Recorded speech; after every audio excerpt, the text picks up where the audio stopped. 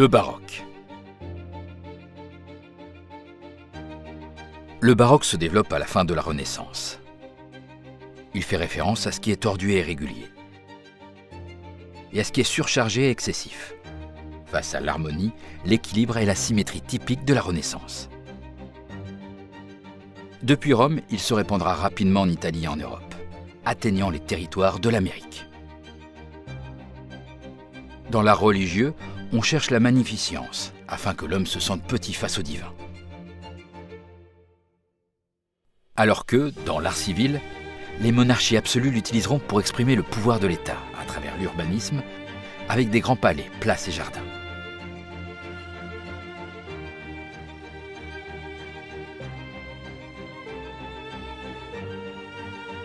En architecture baroque, on utilise l'échelle surhumaine comme expression du pouvoir absolu. Les plans des édifices adoptent des formes elliptiques et mixtilignes. On utilise des colonnes salomoniques, des fûts tordus et des pilastres. On construit des façades concaves et convexes, avec des petits portiques et de grandes entrées. Dans les coupoles, les arcs se croisent et on construit de fausses voûtes. L'ornementation devient de plus en plus excessive. Les matériaux utilisés dans les intérieurs sont luxueux. On donne une grande importance à la lumière pour attirer l'attention sur la partie centrale de l'œuvre.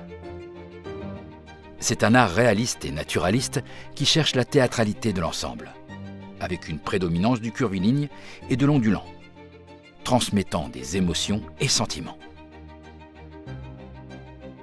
En raison de la crise économique que traverse l'Espagne au XVIIe siècle, on utilise des matériaux pauvres comme la brique, provenant de la tradition mudérare, et on construit de fausses coupoles en armature de bois recouvertes de plâtre. Nous pouvons désigner 3 étapes de l'architecture baroque espagnole.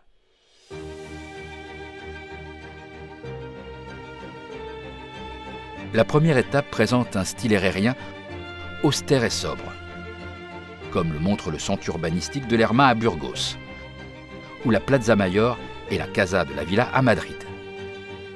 Le Casón del Buen Retiro et l'église collégiale Saint-Isidore sont aussi de cette époque.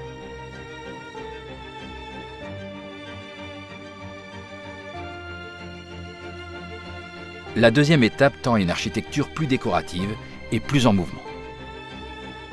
Son centre d'influence se trouvera en Andalousie, où se démarquent les œuvres de Alonso Cano à Grenade et Leonardo de Figueroa à Séville.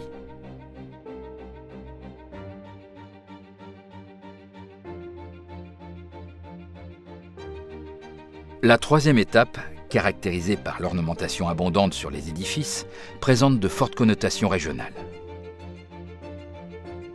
Dans le baroque castillan, les œuvres de la famille Churriguera à Salamanca et Madrid se démarquent, et celles de Pedro Rivera à Madrid aussi. À Tolède, Narciso Tomé érigera le transparente de la cathédrale, où il conjugue architecture, sculpture et peinture. Dans le baroque galicien, la façade de l'Obradoiro de la cathédrale de Saint-Jacques de Compostelle se démarque. Et dans le baroque levantin, les façades de la cathédrale de Valence et du palais du marquis de Dos Aguas, déjà rococo, et la façade de la cathédrale de Murcie. Durant le règne de Philippe V, on édifiera le palais royal de Madrid et le palais royal de la Granja de San Ildefonso en Ségovie.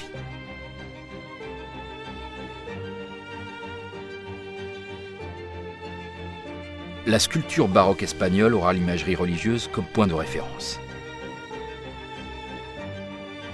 Dans ce domaine, nous pouvons aussi parler d'un baroque castillan avec Gregorio Fernández et son œuvre, El Cristo Yacente de El Pardo, où ses mains et son visage expriment du réalisme pur et un caractère dramatique. Juan Martínez de Montanes, Alonso Cano, Juan de Mesa, Pedro de Mena et la sculptrice Luisa Roldan, la Roldana, représentent l'école andalouse, avec des images qui font ressortir la beauté et la douceur avec des couleurs vives et brillantes. Et Francisco Salzillo en tant que représentante de l'école murcienne, avec une nette influence napolitaine qui marquera le passage au rococo.